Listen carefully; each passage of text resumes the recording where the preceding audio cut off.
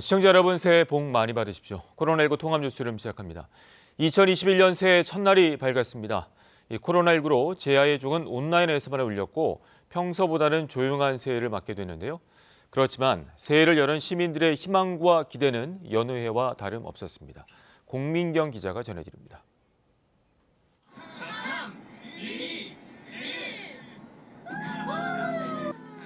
매해 울리던 제야의 종. 올해는 온라인에서만 들을 수 있었습니다. 코로나19 확산세로 67년 만에 현장 행사가 취소된 겁니다.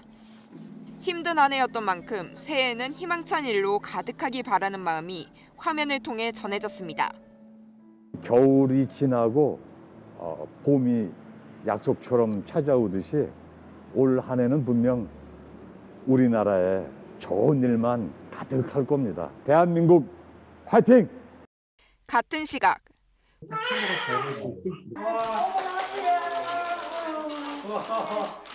우렁찬 아기 울음소리가 화면을 뚫고 복도를 채웠습니다.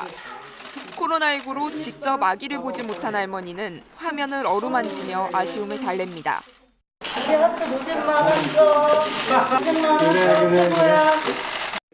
아버지는 아들이 흰소처럼 씩씩하게 자라길 바랄 뿐입니다. 우직하고 씩씩하게 크면 좋을 것 같고요. 손흥민 선수처럼 자기 분야에서 최고가 되는 모습으로 좀 키우고 싶습니다. 건강한 모습으로 와줘서 너무나 고맙고 사랑한다. 코로나19 타격으로 어느 때보다 힘들었을 상인들. 새해엔 좀 더 나아지기 바라며 이른 새벽부터 부지런히 도매 시장을 돌아봅니다. 좋은 물건 사려고 하면은 지금 이 시간대가 제일 좋은 물건이 올라오니까 내년에는 더 잘 됐으면 좋겠고 모두 건강했으면 좋겠습니다. 새해 첫 화물기는 반도체와 전자제품을 싣고 중국 상하이를 향해 날아올랐습니다. 새해에는 모두가 하루빨리 일상으로 복귀해 자유로이 여행을 즐길 수 있는 한 해가 되기를 기원합니다. 아쉬움은 털어버리고 새로운 희망과 간절한 소망을 담아 2021년 새해 첫날을 힘차게 시작했습니다. KBS 뉴스 공민경입니다. 전 세계 곳곳에서도 조용히 새해를 맞았습니다. 행사들은 대부분 취소가 됐고 개최된 행사들은 대면 관람 대신 온라인 중계로 대체됐는데요. 지구촌의 새해 맞이 모습을 이동환 기자가 전합니다.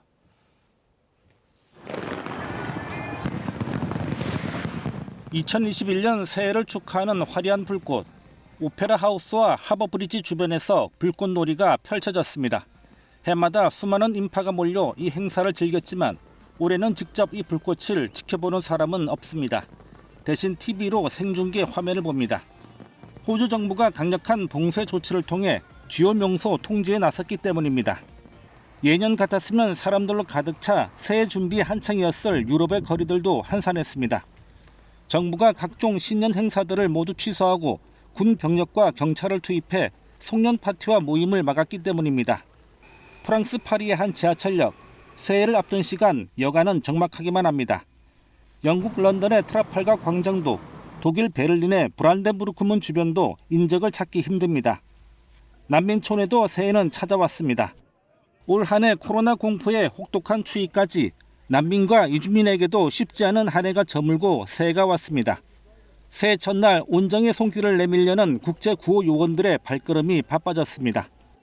Volonterima, kao i sa toplim napitkom, čajem, vršimo brojno ostavanje kako bi sutra i praktično što prije pojeli toplu odjeću, vreće spavanja, ako dobijemo odobrenje i šator i sve ostalo. 코로나19의 공포를 가장 먼저 경험했던 중국 후베이성 주민들, 이곳에도 새해가 찾아왔습니다. 중국이 지난 2019년 12월 31일 후베이성 우한에서 정체불명의 폐렴이 발생했다고 세계보건기구에 보고한 뒤 코로나19는 현재 전 세계 210여 개 국가에 퍼졌습니다. 후베이성 주민들의 새해 바람은 간절합니다. 就是希望疫情能够尽快的得到控制，然后让大家都能恢复到一个正常的生活水平上面。 팬데믹을 극복하고 일상을 회복하고픈 시민들의 간절한 바람과 함께 새해가 시작되고 있습니다. KBS 뉴스 이동환입니다. 북한 김정은 위원장이 집권 이후 처음으로 주민들에게 새해 맞이 친필 서한을 보냈습니다. 올해는 육성 대신 서한으로 신년사를 대신하려는 걸로 보이는데요. 이 8차 당대회 개최가 임박한 것을 고려한 선택으로 보입니다. 보도에 유동엽 기자입니다. 북한 매체는 김정은 위원장이 새해를 맞아 전체 주민들에게 친필 서한을 보냈다며 오늘 오전 내용을 공개했습니다. 김 위원장은 서한에서 새해를 맞으며 전체 인민에게 축원의 인사를 삼가 드린다면서 어려운 세월 속에서도 당을 믿고 지지해준 마음들에 감사를 드린다고 밝혔습니다. 또 새로운 시대를 앞당기기 위해 힘차게 싸울 것이라며 위대한 인민을 받드는 충심이 변함없을 것이라고도 했습니다. 김 위원장이 새해 첫날 주민들에게 서한 인사를 전한 것은 집권 이래 처음입니다. 곧 8차 당대회가 열릴 것을 고려해 서한으로 육성 신년사를 대체한 것으로 보입니다. 김 위원장은 새해 첫날 0시 금수산 태양궁전도 참배했다고 북한 매체들은 보도했습니다. 특히 최룡해, 이병철, 김덕훈 등 당 중앙지도기관 구성원은 물론 8차 당대회 대표자들도 참배했다고 밝혀 당대회 개최가 임박했음을 암시했습니다. 북한은 어제 당대회에 참가할 대표자들이 평양에 모여 대표증을 받았다는 소식을 전한 바 있습니다. 우리 당 마크가 부각되어 눈부신 빛을 뿌리는 조선노동당지의 8차 대회 대표증이 참가자들에게 소요되었습니다. 대북 소식통은 대표자들이 이미 열흘 전 평양에 집결해 코로나19 관련 검사까지 마친 상태라고 전했습니다. 때문에 북한 최대 정치 행사인 당대회가 정초부터 열릴 가능성도 높습니다. 5년 만에 열리는 이번 당대회에서는 새로운 경제발전 5개년 계획과 함께 대미, 대남 정책 방향도 나올 것으로 보입니다. 당대회가 열릴 평양에서는 오늘 새벽 새해 시작을 알리는 불꽃놀이와 축하 공연도 열렸습니다. 코로나19 방역을 강조하는 가운데서도 많은 군중이 모인 행사는 올해도 TV 생중계로 진행됐습니다. KBS 뉴스 유동엽입니다. 오늘 새벽 0시 20분쯤 인천시 미추홀구 인하대학교의 한 건물에서 불이 나 약 2시간 25분 만에 꺼졌습니다. 소방당국은 불이 난 인하대 사호관 건물에 소방관 170여 명과 펌프차 등 장비 39대를 투입해 새벽 2시 48분쯤 진화를 마쳤습니다. 이 불로 건물 4층 내부가 탔지만 휴일이어서 학생 등이 건물에 남아있지 않아 인명피해는 없었습니다. 코로나19 소식 알아봅니다. 방역당국은 현재 상황을 급격한 증가세도 그렇다고 반전도 없는 정체 상태라고 진단했습니다. 이 확산세가 꺾이질 않고 있는데요. 수도권 2.5단계 거리두기와 연말연시 특별 방역대책은 오는 3일까지인데 정부는 내일 단계 조정 여부를 발표합니다. 보도에 범기영 기자입니다. 지난달 29일 종사자 2명 감염이 확인됐던 서울 양천구 요양시설에서 입소자 12명이 추가 확진됐습니다. 직원들은 보호 장비를 갖추었지만 고위험군인 노인 환자들은 감염을 피하지 못한 겁니다. 입소자들이 특성상 장시간 머무르고 대부분 환자로 마스크 착용이 미흡하고 접촉에 의한 감염을 피하기는 어려운 상황으로 이처럼 요양병원과 구치소, 종교시설 등에서 집단 감염이 잇따르면서 최근 일주일간 하루 평균 확진자는 1,000명이 넘습니다. 수도권에서 700명대, 그 외 지역에선 300명대 환자가 지속적으로 나오고 있습니다. 특히 60대 이상 확진자는 30%에 육박하고 있고 위중, 중증 환자도 늘고 있습니다. 거리두기 강화로 급증세는 잡았지만 3차 유행이 정점을 찍었는지 아직 확신할 수 없다는 게 방역당국 설명입니다. 현재 시행 중인 특별대책과 거리두기 단계 조정 여부는 내일 발표됩니다. 보통 거리두기가 최고조 효과를 나타내려면 열흘에서 한 2주 정도 뒤가 이 효과를 나타낸다고 보고 있는데 환자 증가가 좀 더 감소하는 쪽으로 전환되기를 기대하고 있는 중입니다. 한편 정부는 의사단체 집단행동에 참여하면서 의사 국가고시를 거부한 의대생들에게 응시 기회를 주기로 했습니다. 올해 시험을 상반기, 하반기로 나누어 2번 실시하되 상반기 시험은 최대한 앞당겨 이번 달에 치르게 하겠다는 겁니다. 지역병원과 공공의료 분야의 인력 충원이 시급한 만큼 인턴을 뽑을 때 비수도권과 공공병원 비중을 늘리기로 했습니다. 정부는 국민의 안전을 위협하는 집단 행동을 용납하지 않지만 공중보건이 380명이 부족할 것으로 예상돼 의료 공백을 막기 위한 불가피한 조처라고 설명했습니다. KBS 뉴스 범기영입니다. 세계보건기구가 미국 화이자와 독일 바이오엔테크가 공동 개발한 코로나19 백신에 대한 긴급 사용을 인증했습니다. WHO는 성명을 통해 화이자, 바이오엔테크의 백신이 코로나19 사태 이후 처음으로 긴급 사용 인증을 받았다고 밝혔다고 AFP 통신이 보도했습니다. 이에 따라 세계 각국이 화이자 백신을 수입하고 유통할 수 있게 됐습니다. 방금 들어온 코로나19 소식 알아보겠습니다. 오늘 0시 기준 신규 확진자는 1,029명으로 집계됐습니다. 서울은 358명입니다. 취재기자 연결합니다. 자, 방주란 기자, 신규 확진자 현황 전해주시죠. 네, 오늘 0시 기준 확진자는 1,029명입니다. 다시 1,000명대로 올라섰습니다. 신규 확진자는 1,029명 중 국내 발생이 1,004명이고 해외 유입은 25명입니다. 국내 발생을 지역별로 보면 서울이 358명, 경기도 271명, 인천 63명이었고 수도권 외 지역에선 부산 55명, 대구 43명, 울산 43명, 강원 29명 순으로 많았습니다. 사망자는 17명이 늘어 누적 사망자는 917명이 됐습니다. 서울 동대문구 노인복지시설과 관련해 31명이 추가 확진됐고 부산 북구 주간복지센터와 관련해 8명이 추가 확진되는 등 복지시설 감염이 많습니다. 또 경기 군포시 공장에서 28명이 확진됐고 울산 중구 선교단체 확진자는 총 49명에 이르고 있습니다.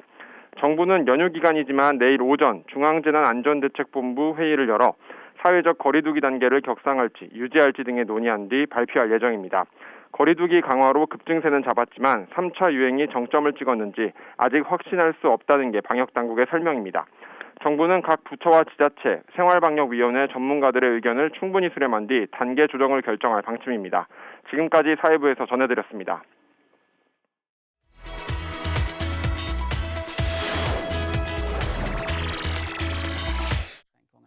코로나19 백신 접종을 시작한 독일은 백신 미접종자에 대한 사회적 차별이라는 새로운 문제를 놓고 고민하고 있습니다. 독일에선 최근 백신 접종을 시작하면서 코로나19 발병 이전의 일상을 꿈꾸는 사람들이 늘어났습니다. 하지만 백신을 맞은 사람과 그렇지 않은 사람들에 대한 차별 문제가 새로운 문제로 떠오르고 있습니다. 무엇보다 식당이나 극장 등 많은 사람이 모이는 영업장을 중심으로 백신을 맞은 사람만 입장을 허용할 것이라는 방침을 공공연히 밝히고 있습니다. 그러나 정부의 입장은 단호합니다. 제호퍼 연방 내무부 장관은 백신 접종자들을 특별 대우하는 것은 사회적인 분열만 야기할 뿐이라며 이러한 차별은 허용할 수 없다고 밝혔습니다. 문제는 정부의 방침은 선언적인 구호에 그칠 가능성이 크다는 것입니다. Zwar gibt es das Antidiskriminierungsgesetz, was auch für Private gilt. Das verbietet aber nur eine Benachteiligung wegen des Geschlechts oder wegen der Herkunft oder wegen der Religion. Eine Benachteiligung wegen einer fehlenden Impfung ist hingegen nicht verboten. 예를 들어 항공업계의 경우도 승객 허용에 대한 적용 법규가 국내외 항공업체별로 달라 당국의 관리 감독이 쉽지 않습니다. 이 문제가 해결되지 않는 한 코로나19로 거리를 둬야 했던 사람들은 백신 접종 여부로 또다시 갈라서야 하는 상황을 직면하게 될 것으로 보입니다. 아프리카 짐바브웨. 도시에서는 음식 맛이 서구화되었지만 시골에서는 곤충을 먹는 오랜 전통이 여전합니다. 이 시기에 남반구 국가에서 번식하는 암적색의 딱정벌레는 맛있고 영양 많은 식량으로 분류됩니다. zvinovaka muviri patiri zvinopawo simba panyama dzedu uyezve totarisa pamiti yacho tadzoka kubandiko redu isusu vamwe tinoitawo 딱정벌레 요리법은 껍질이 부드러워질 때까지 끓인 다음 바삭하게 튀겨 소금으로 간을 하는 건데요. 시골 주민들은 입맛이 서구화된 도심 어린이들이 곤충 먹기를 점점 꺼리는 것이 안타깝다고 말합니다. 브레이크 댄스가 파리 올림픽의 정식 종목으로 채택되자 중국은 선수 발굴에 나섰습니다. 온몸이 이리 꺾이고 저리 꺾이면서 극단적인 절도감을 선보이는 브레이크 댄스. 20살인 샹사오위 씨는 중국 유일의 브레이크 댄스 국가 대표인데요. 2018년 부에노스아이레스 유스 올림픽 대회에 출전해 8위를 차지했습니다. breaking 来讲的话，它最重要的一点就是难度性。基本功的一个动作，你需要几千次、几万次来达到这个数量之后才会。 브레이크 댄스는 70년대 미국의 스트릿 댄스의 하나로 주로 힙합 음악에 맞춥니다. 중국은 작년 청소년체전 때 브레이크 댄스를 정식 종목으로 채택했을 정도로 관심을 보이고 있는데요. 내년 상반기까지 올림픽에 내보낼 국가대표 선수를 선발할 예정입니다. 지난해 일본 와카야마현의 한 동물원에서는 10번째 태어난 아기 판다가 여러 악조건을 잘 넘기고 건강하게 자라나고 있다는 소식입니다. 어미 판다 라우히는 20살입니다. 인간 나이 60살 정도로 고령입니다. 또 입원이 10마리째입니다. 난산이 예상됐습니다. 게다가 지금까지와는 달리 경험 많은 중국인 연구원이 코로나19로 일본에 오지 못한 것은 또 다른 걱정거리였습니다. 판다는 15cm 정도로 태어나고 출산 뒤 일주일 안에 죽는 경우가 많습니다. 그래서 이 마의 일주일을 잘 보내기 위해 어미로부터 새끼를 떼어내 건강 상태를 점검해야 하는데 출산 직후 어미가 매우 예민해서 말처럼 쉽지 않기 때문입니다. 中国人のスタッフの方を頼りにしてた部分がすごくあるので不安だらけといえば不安だらけです。 드디어 아기 판다가 태어나던 날 모두가 초조해하며 기다리는 가운데 8시간 만에 아기 판다가 태어났습니다. 그리고 아기를 어미한테서 떼어낼 순간인데요.